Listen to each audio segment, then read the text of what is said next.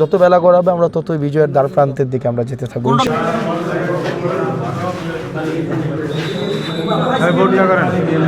সকাল 7টা থেকেই মানুষ লাইনে দাঁড়িয়েছে, ভোট দিচ্ছে এবং দীর্ঘদিন 1.5 দশকেরও বেশি সময় ধরে মানুষ ভোটাধিকার প্রয়োগ করতে পারেনি।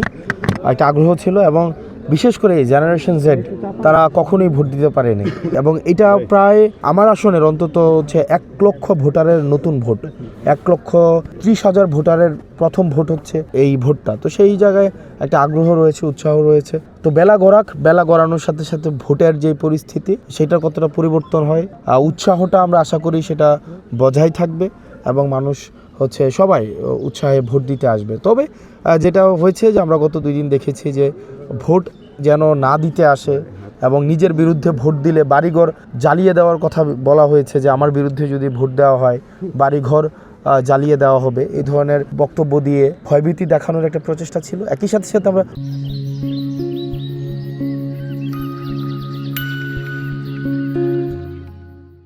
গতকাল দেখেছি যে যারা জুলাইয়ে আপনার দেবিদ্বারে গুলি করেছে, হত্যা করেছে, মানুষ হত্যা করেছে, ইয়াসিন সাব্বির রুবেলদেরকে হত্যা করেছে, রুবেল ভাই বিএনপির নেতা ছিলেন, ওনাদেরকে হত্যা করেছে। তারপরে ঋণ খেলাপি যিনি আছেন তারা একসাথে ভোট যেন সুষ্ঠু না হয়, ভোট যেন মানে উৎসবমুখর পরিবেশটা যেন বজায় না থাকে, সেটার তারা চেষ্টা করছে। গতকাল সেটা আমরা বলেছি। এই তো আশা করি বেলা গড়ানোর সাথে সাথে যত বেলা গড়াবে আমরা ততই বিজয়ের দ্বার প্রান্তের দিকে আমরা যেতে থাকবো ইনশাআল্লাহ।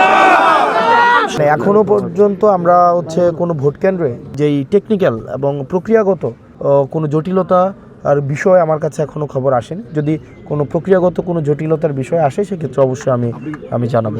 আমরা কোনো সহিংসতা শঙ্কা এগুলা মুক্ত থাকতেই চাই। ভোট একটা উৎসবের হবে, ভোট তো ভয়ের না। মানুষ তার ভোটাধিকার প্রয়োগ করবে, যাকে ইচ্ছা থাকে, যাকে পছন্দ তাকেই ভোট দিবে। তো এটা আমি মনে করি না দেবিদ্বারের মানুষের কাছে আহ্বান থাকবে আপনি যাকে ইচ্ছা ভোট দেন। শুধু ভোটের জন্য আপনার ব্যক্তিগত সম্পর্ক অবনতি ঘটুক আমরা সেটা চাই না, তবে ভোট দেন, যাকে ইচ্ছা দেন। এবং আমরা প্রত্যাশা করি যে সামাজিক যে সৌহার্দ্যের সম্পর্ক সেটা আপনারা বজায় রাখবেন।